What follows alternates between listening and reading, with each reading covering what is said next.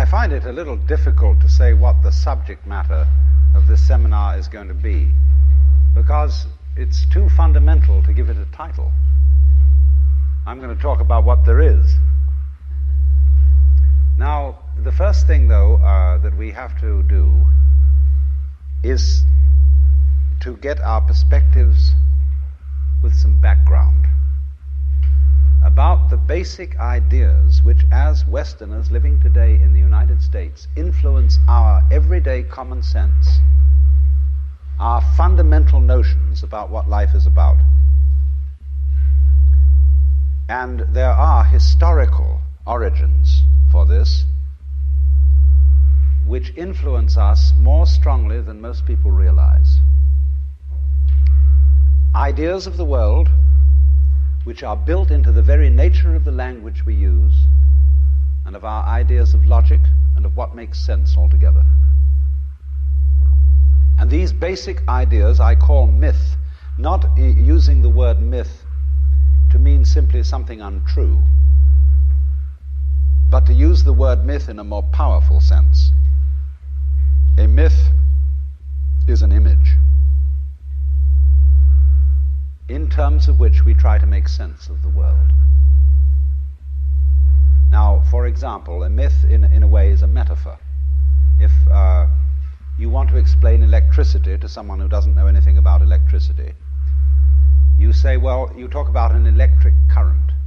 Now, the word current is borrowed from rivers. It's borrowed from hydraulics. And so you explain electricity in terms of water. Now, electricity is not water. It behaves actually in a different way, but there are some ways in which the behavior of water is like the behavior of electricity, and so you explain it in terms of water. Or if you're an astronomer and you want to explain to people what you mean by an expanding universe and curved space, you say, well, it's as if you had a black balloon, and there are white dots on the black balloon, and those dots represent galaxies. And as you blow the balloon up, uniformly, all of them grow and grow farther apart.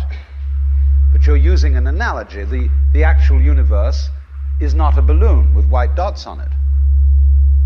So in the same way, we use these sort of images to try and make sense of the world, and we at present are living under the influence of two very powerful images, which are, in the present state of scientific knowledge, inadequate. And one of our major problems today is to find an adequate, satisfying image of the world. Well, that's what I'm going to talk about. And I'm going to go further than that.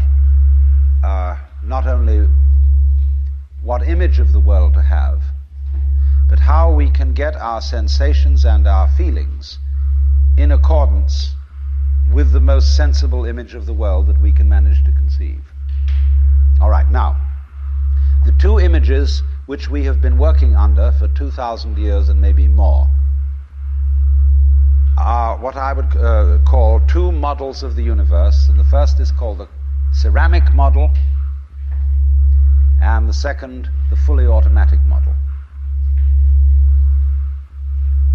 The ceramic model of the universe is based on the book of Genesis, from which Judaism, Islam, and Christianity derive their basic picture of the world.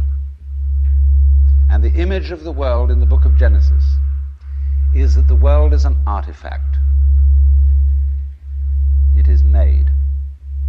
As a potter takes clay and forms pots out of it, or as a carpenter takes wood and makes tables and chairs out of it. Don't forget, Jesus is the son of a carpenter, and also the Son of God. So the image of God and of the world is based on the idea of God as a technician, potter, carpenter, architect, who has in mind a plan and who fashions the universe in accordance with that plan. So basic to this image of the world is the notion, you see, that the world consists of stuff, basically. Primordial matter, substance, stuff. as pots are made of clay. Now, clay by itself has no intelligence. Clay does not of itself become a pot, although a good potter may think otherwise. Because if you were a really good potter, you don't impose your will on the clay. You ask any given lump of clay what it wants to become, and you help it to do that. And then you become a genius. But the ordinary idea I'm talking about is that simply clay is unintelligent. It's just stuff. And the potter imposes his will on it and makes it become whatever he wants. And so in the book of Genesis, the Lord God creates Adam out of the dust of the earth. In other words, he makes a clay figurine, and then he breathes into it, and it becomes alive. Because the clay becomes informed. By itself it is formless, it has no intelligence, and therefore it requires an external intelligence and an external energy to bring it to life and to put some sense into it. And so in this way, we inherit a conception of ourselves as being artifacts, as being made, and it is perfectly natural in our culture for a child to ask its mother, "How was I made?" or "Who made me?" And this is a very, very powerful idea, but for example, it is not shared by the Chinese or by the Hindus. A Chinese child would not ask its mother, "How was I made?" A Chinese child might ask its mother, "How did I grow?" which is an entirely different procedure from making. You see, when you make something, you put it together, you arrange parts, or you work from the outside to the in, as a sculptor works on a stone, or as the potter works on clay. But when you watch something growing, it works in exactly the opposite direction. It works from the inside to the outside. It expands, it burgeons, it blossoms, and it happens all over itself at once. In other words, the original simple form, say, of a living cell in the womb, progressively complicates itself. And that's the growing process, and it's quite different from the making process.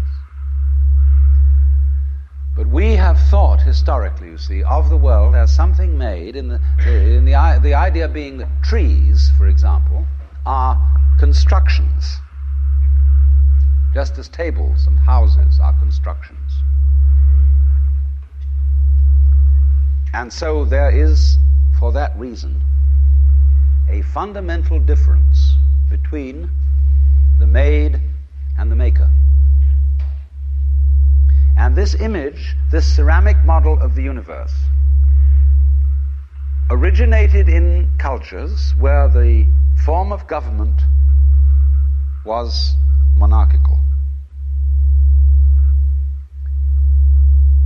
and where, therefore, the maker of the universe was conceived also at the same time in the image of the king of the universe.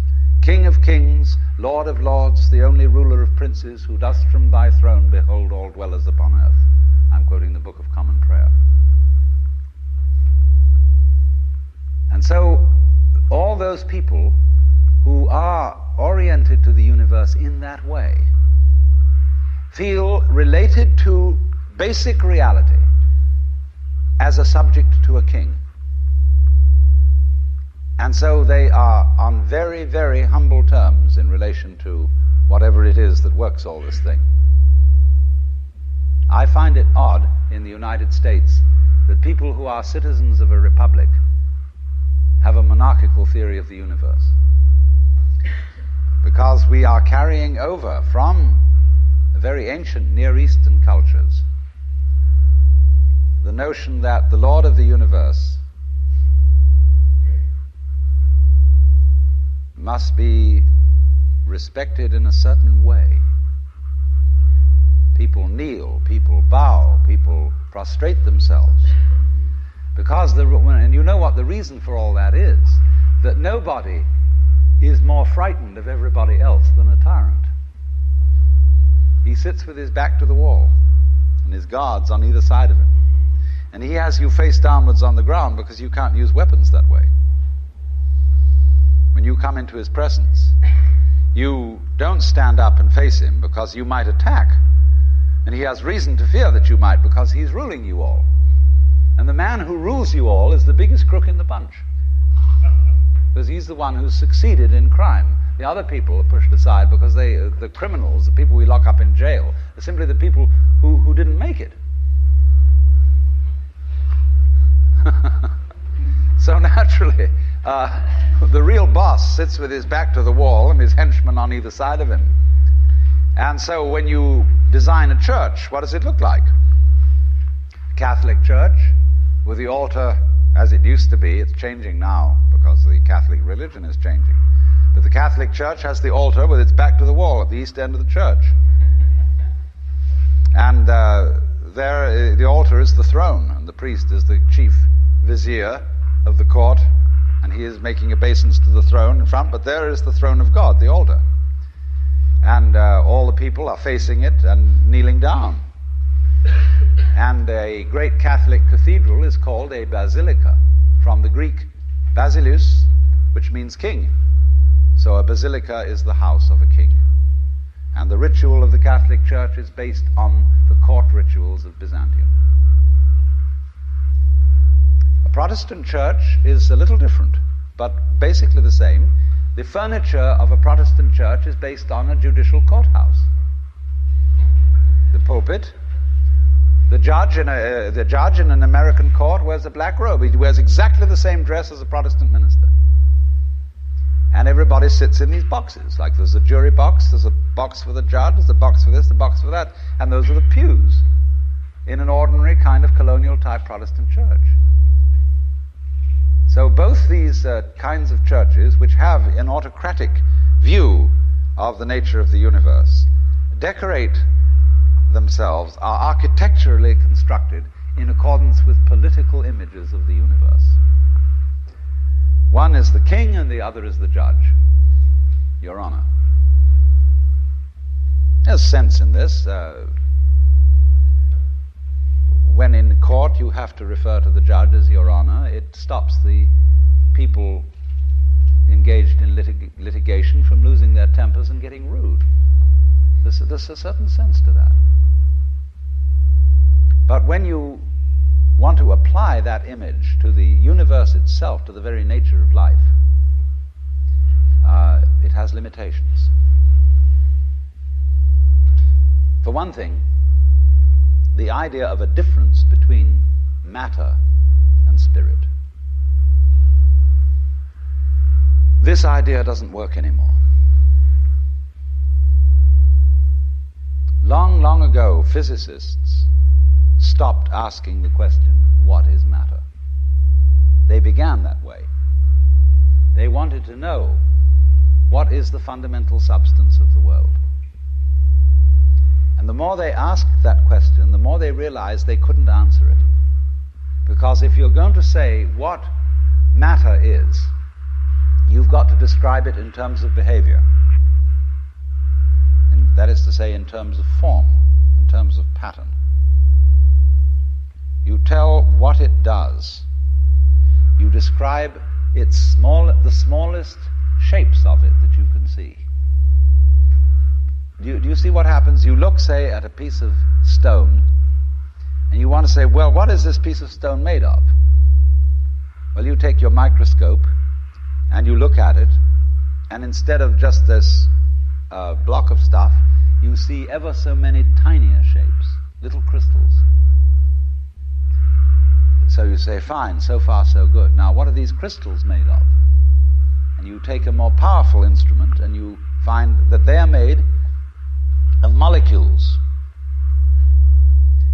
And then you take still more powerful instruments to find out what the molecules are made of, and you begin to describe atoms, electrons, protons, mesons, all sorts of subnuclear particles.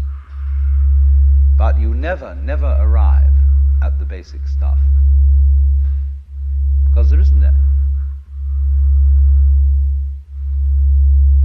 what happens is this. Stuff is a word for the world as it looks when our eyes are out of focus. Fuzzy. Stuff, the idea of stuff is that it's undifferentiated as some kind of a goo. And when your eyes are not in sharp focus, everything looks fuzzy. When you get your eyes into focus, you see a form, you see a pattern. But when you want to change the level of magnification and go in closer and closer and closer, you get fuzzy again before you get clear. So every time you get fuzzy, you go through thinking there's some kind of stuff there. But when you get clear, you see a shape. And so all that we can talk about is patterns. We never can talk about the stuff of which these patterns is supposed to be made, because you don't really have to suppose that there is any. It's enough to talk about the world in terms of pattern. It describes anything that can be described. And you don't really then have to suppose that there is some stuff which constitutes the essence of the pattern in the same way that clay constitutes the essence of pots. Clay, and so for this reason, you don't really have to suppose that the world is some kind of helpless, passive, unintelligent junk which an outside agency has to inform and make it into intelligent shapes. So the picture of the world in the most sophisticated physics of today is not formed stuff, potted clay, but pattern. A self-moving, self-designing pattern, a dance. And we haven't yet, our common sense as individuals hasn't yet caught up with this. Well, now,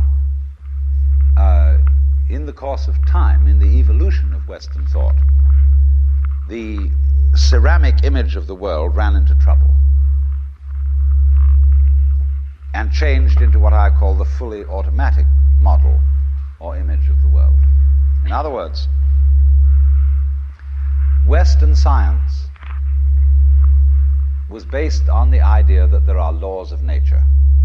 And it got that idea from Judaism and Christianity and Islam. That, in other words, the potter, the maker of the world, in the beginning of things, laid down the laws. And the law of God, which is also the law of nature, is called the Logos. And in Christianity, the Logos is the second person of the Trinity, incarnate as Jesus Christ, who thereby is the perfect exemplar of the divine law.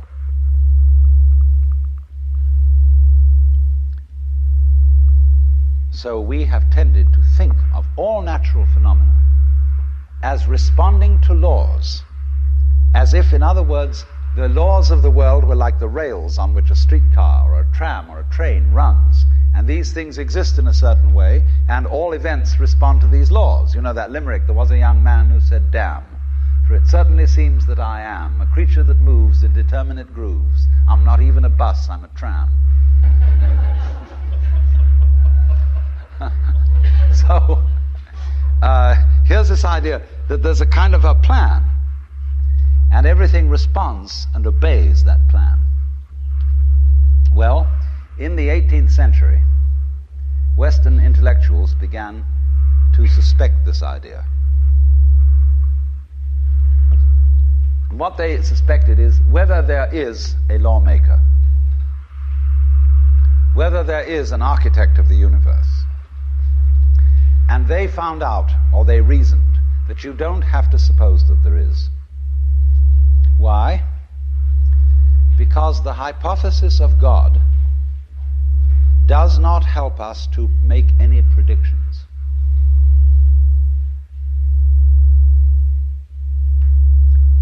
Nor does it in other words, let's put it this way. If the business of science is to make predictions about what's going to happen, science is essentially prophecy. What's going to happen? By studying the behavior of the past and describing it carefully, we can make predictions about what's going to happen in the future. That's really the whole of science. And to do this, and to make successful predictions, you do not need God as a hypothesis. Because it makes no difference to anything. If you say everything is controlled by God, everything is governed by God, that doesn't make any difference to your prediction of what's going to happen. And so what they did was simply drop that hypothesis. But they kept the hypothesis of law.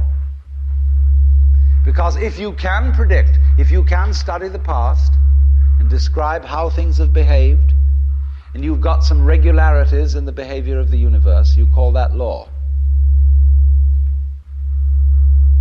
Although it may not be law in the ordinary sense of the word, it's simply regularity. And so what they did was they got rid of the lawmaker and kept the law. And so they conceived the universe in terms of a mechanism.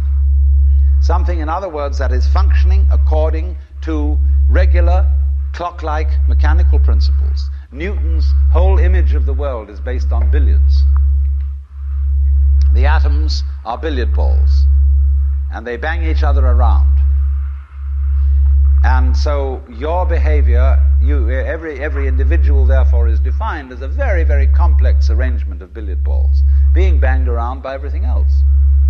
And so behind the fully automatic model of the universe is the notion that reality itself is, to use the favorite term of 19th century scientists, blind energy. In, say, the metaphysics of Ernst Haeckel and T.H. Huxley, the world is basically nothing but energy. Blind, unintelligent force. And likewise, in parallel to this, in the philosophy of Freud, the basic psychological energy is libido, which is blind lust. And it is only a fluke. It is only as a result of pure chances that, resulting from the exuberance of this energy, there are people with values, with reason, with languages, with cultures, and with love. Just a fluke. Like, 1,000 monkeys typing 1,000 typewriters for 1,000,000 years will eventually type the Encyclopedia Britannica. And of course, the moment they stop typing the Encyclopedia Britannica, they will relapse into nonsense. And so in order that that shall not happen, because you and I are flukes in this cosmos, and we like our way of life, we like being human, if we want to keep it, say these people, we've got to fight nature, because it'll turn us back into nonsense the moment we let it. And so we've got to impose our will upon this world as if we were something completely alien to it from outside. And so we get a culture based on the idea of the war between man and nature. And we talk about the conquest of space, the conquest of Everest. And the great symbols of our culture are the rocket and the bulldozer. The rocket.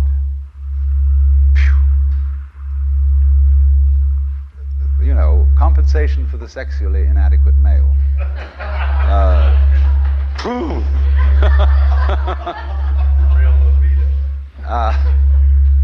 So we're going to conquer space. We're in space already, way out. If anybody cared to be sensitive and let what's outside space come to you, you can, if your eyes are clear enough. Aided by telescopes, aided by radio astronomy, aided by all the kind of sensitive instruments we can devise. We are as far out in space as we're ever going to get. But, sensitivity isn't the pitch. especially in the WASP culture of the United States, we define manliness in terms of aggression.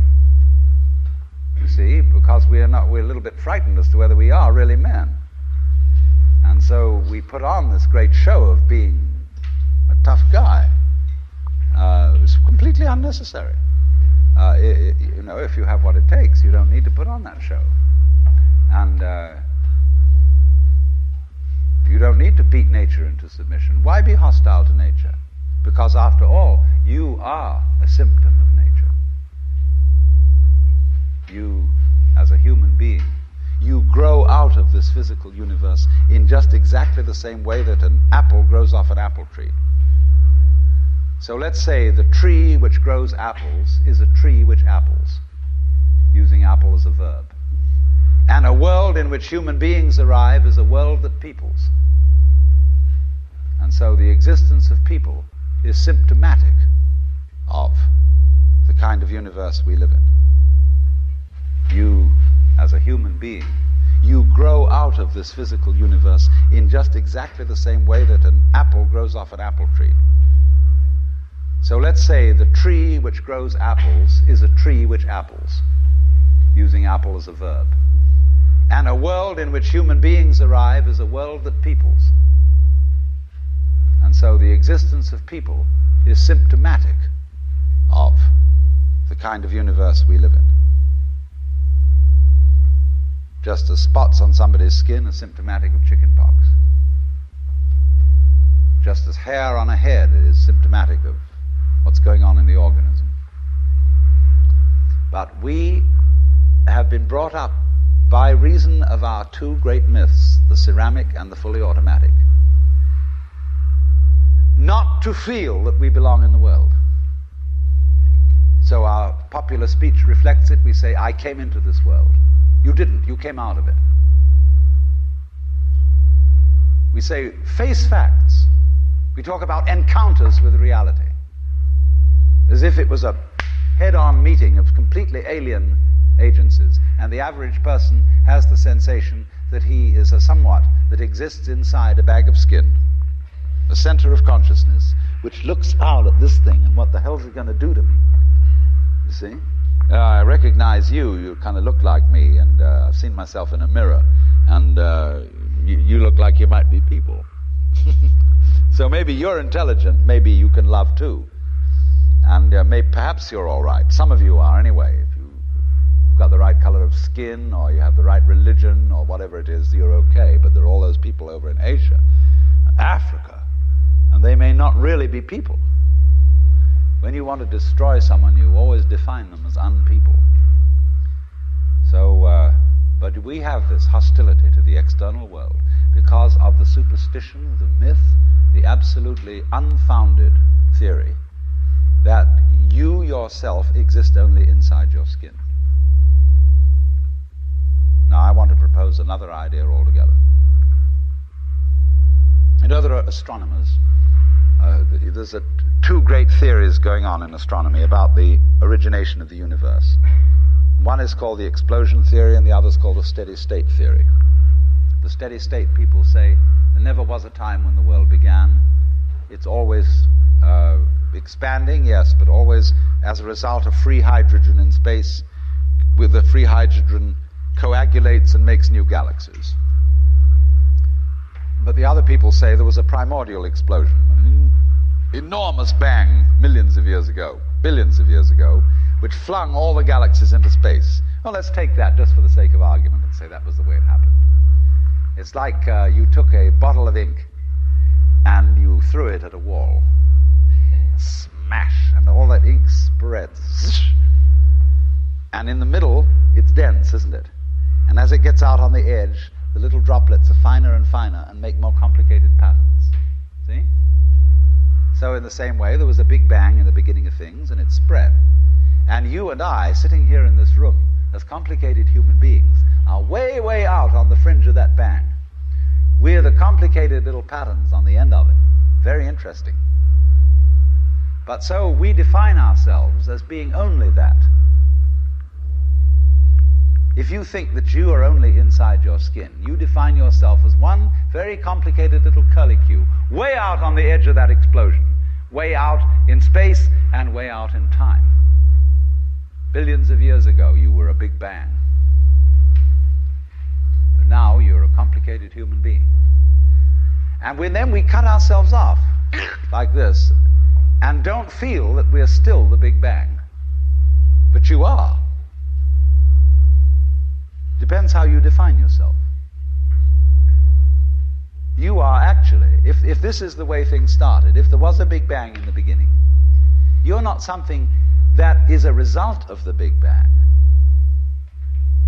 You're not something that is a sort of puppet on the end of the process. You are still the process. You are the Big Bang, the original force of the universe, coming on as whoever you are. See, when I meet you, I see not just what you define yourself as, Mr. So-and-so, Miss So-and-so, Mrs. So-and-so. I see every one of you as the primordial energy of the universe coming on at me in this particular way.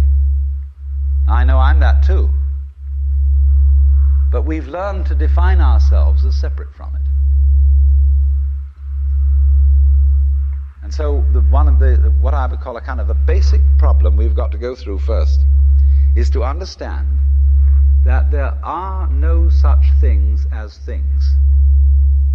That is to say, separate things or separate events. That is only a way of talking. And if you can understand this, you're going to have no further problems. I once asked a group of high school children, what do you mean by a thing? And first of all, they gave me all sorts of synonyms. They said it's an object, which is simply another word for a thing. It doesn't tell you anything about what you mean by a thing. And finally, a very smart girl from Italy who was in the group said a thing is a noun. And she was quite right. A noun isn't a part of nature, it's a part of speech. There are no nouns in the physical world. There are no separate things in the physical world either. See, the physical world is wiggly. It's something like this.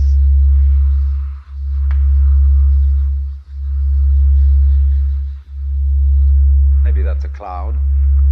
But clouds, mountains, trees, people are all wiggly. And only when human beings get working at things, they build buildings in straight lines and try and make out that the world isn't really wiggly. But here are we sitting in this room all built on straight lines, but each one of us is as wiggly as all get out. Now then, when you want to get control of something that wiggles, it's pretty difficult, isn't it? You try and pick up a fish in your hands, and the fish is wiggly and it slips out. What do you do to get hold of a fish? You use a net. And so the net is the basic thing we have for getting hold of the wiggly world. And so if you want to get hold of this wiggle, you've got to put a net over it. You see? Now what's going to happen? A net is something regular. And I can number the holes in a net. So many holes up, so many holes across. And if I can number these holes, I can count exactly where each wiggle is in terms of a hole in that net. And that's the beginning of calculus, the art of measuring the world. But in order to do that, I've got to break up the wiggle into bits. And I've got to call this a specific bit, and this the next bit of the wiggle, and this the next bit, and this the next bit of the wiggle. And so these bits are things or events. Bits of wiggles, which I mark out in order to talk about the wiggle, in order to measure it, and therefore in order to control it. But in nature, in fact, in the physical world, the wiggle isn't bitted. Like you don't get a cut-up fryer out of an egg. But you have to cut the chicken up in order to eat it. You bite it. But it doesn't come bitten. So the world doesn't come thinged. It doesn't come evented. You and I are all as much continuous with the physical universe as a wave is continuous with the ocean. The ocean waves, and the universe peoples. And as the wave, I wave at you and say, you! The world is waving at you, at me with you, and saying, hi, I'm here.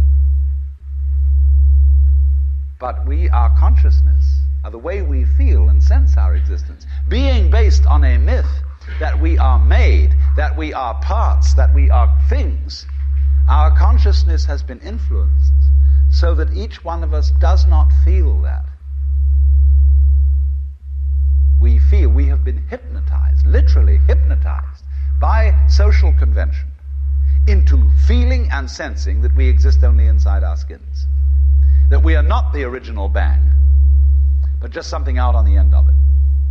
And therefore we are scared stiff. Because my wave is going to disappear. And I'm going to die. And that would be awful. We've got a mythology going now, which as Father Maskell put it, we're nothing but something that happens between the maternity ward and the crematorium. And that's it. And therefore everybody feels unhappy and miserable.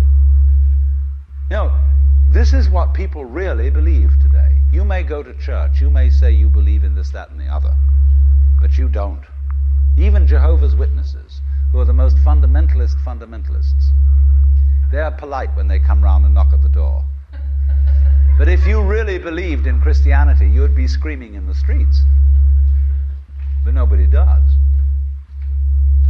You would be taking full-page ads in the paper every day. You would have the most terrifying television programs. The churches would be going out of their minds if they really believe what they teach. But they don't. They think they ought to believe what they teach.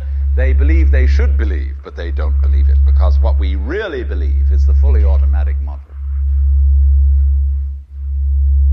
And that is our basic, plausible common sense. You are a fluke. You are a separate event. And you run from the maternity ward to the crematorium, and that's it, baby. That's it. Now, why does anybody think that way? There's no reason to, because it isn't even scientific. It's just a myth. And it's invented by people who wanted to feel a certain way. They want to play a certain game. See, the game of God got embarrassing. The idea of God as the potter, the architect of the universe, is good, and it makes you feel that life is, after all, important. There is someone who cares. It has meaning, it has sense, and you are valuable in the eyes of the Father. But after a while, it gets embarrassing. When you realize that everything you do is being watched by God. He knows your tiniest, inmost feelings and thoughts, and you say after a while, quit bugging me. I don't want you around.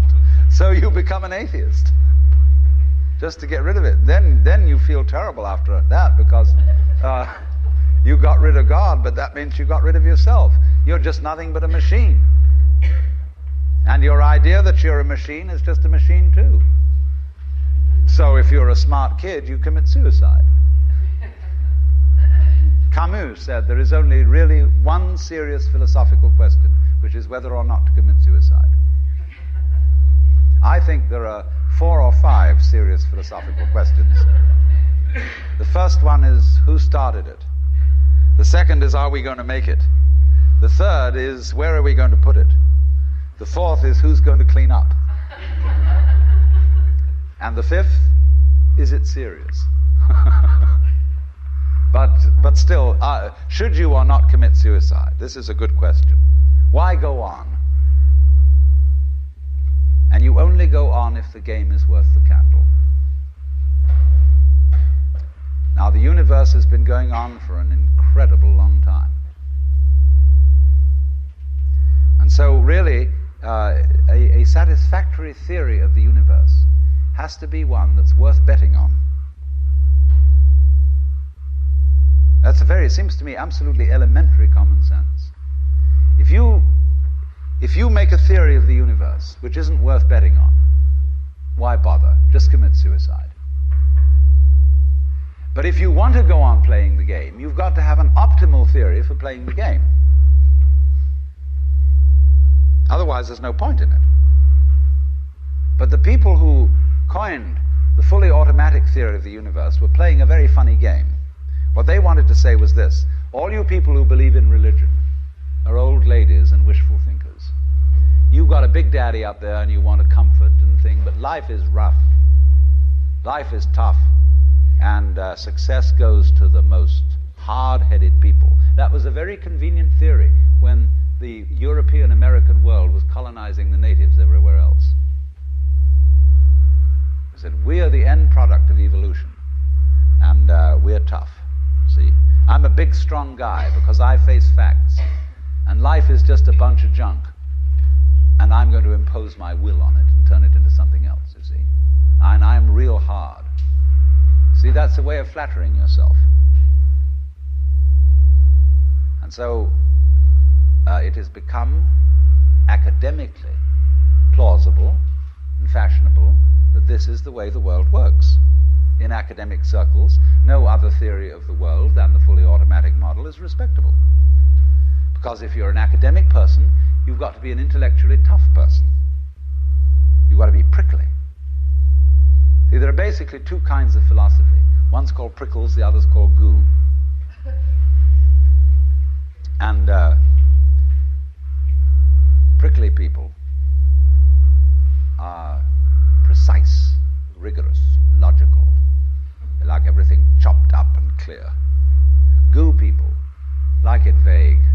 For example, in physics, prickly people believe that the ultimate constituents of matter are particles. Goo people believe it's waves. And in philosophy, prickly people are logical positivists and goo people are idealists. And they're always arguing with each other. But what they don't realize is that neither one can take his position without the other person. Because you wouldn't know you advocated prickles unless there was somebody else advocating goo. You wouldn't know what a prickle was unless you knew what goo was.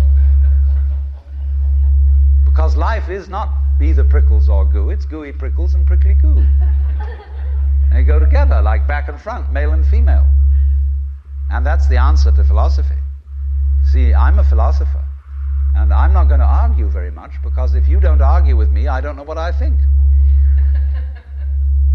So if we argue, I say thank you, because owing to the courtesy of your taking a different point of view, I understand what I mean, so I can't get rid of you. But however, you see, this whole idea that the universe is just nothing at all but unintelligent force playing around and not even enjoying it, is a put-down theory of the world.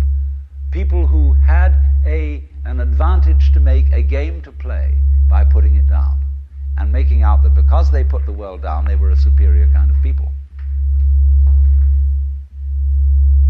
So that just won't do. We've had it.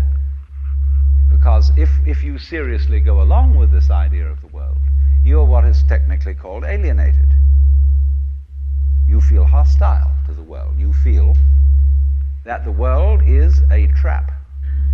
It is a mechanism, it's electronic and neurological mechanisms into which you somehow got caught. And you, poor thing, have to put up with being in a body that's falling apart and that gets cancer, that gets the great Siberian itch, and it's just terrible. And these mechanics, doctors, are trying to help you out, but they really can't succeed in the end. And you're just going to fall apart, and it's a grim business, and it's too bad. So if you think that that's the way things are, you may as well commit suicide right now. Unless you say, well, I daren't, because there really, after all, there might be eternal damnation in the back of the thing if I did that. Or then I identify with my children or something, and I think of them going on and without me and nobody to support them. But of course, if I do go on in this frame of mind and continue to support them, I shall merely teach them to be like I am. And they'll go on dragging it out to support their children, and they won't enjoy it, and they'll be afraid to commit suicide, and so will their children. They all learn the same lesson. So you see, all I'm trying to say is that the basic common sense about the nature of the world that is influencing most people in the United States today, the fully automatic model, is simply a myth. If you want to say that the idea of God the Father with his white beard on the golden throne is a myth, in the bad sense of the word myth, so is this other one. It's just as phony and has just as little to support it as being the true state of affairs. Why?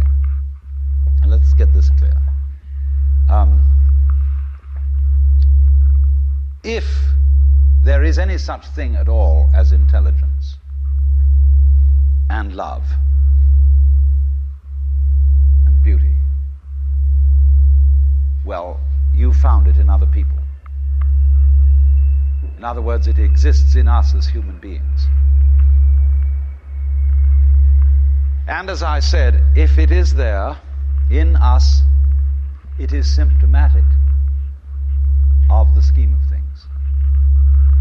We are as symptomatic of the scheme of things as the apples are symptomatic of the apple tree or the rose of the rose bush.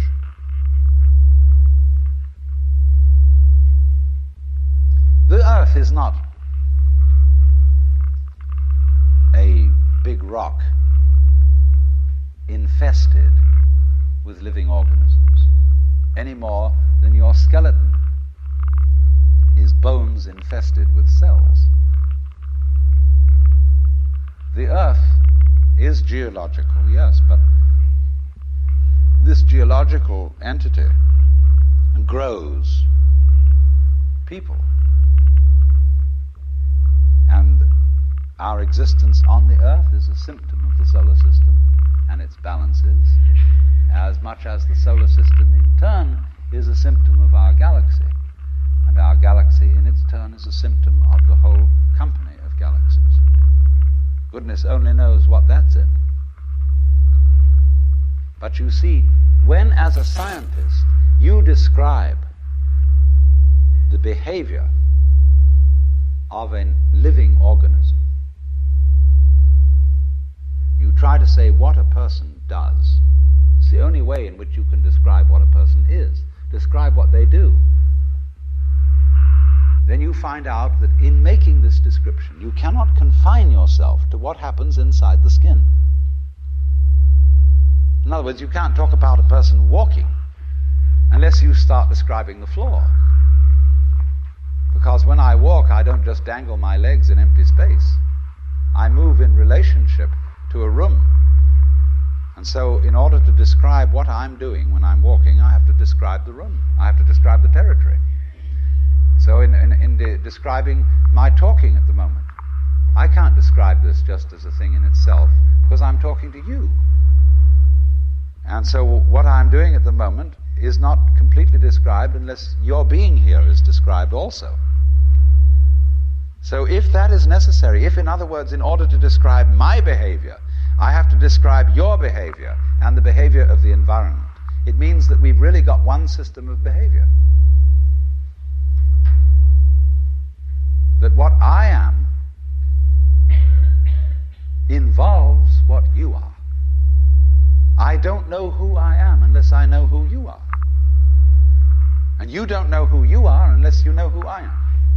There was a wise rabbi once said, if I am I because you are you, and you are you because I am I, then I am not I and you are not you. In other words, we are not separate. We define each other. We're all backs and fronts to each other. You know, you can't, for example, have two sticks. You lean two sticks against each other and they stand up because they support each other. Take one away and the other falls. Or you know, Ballantine beer trademark, also a symbol of the Holy Trinity, where there are three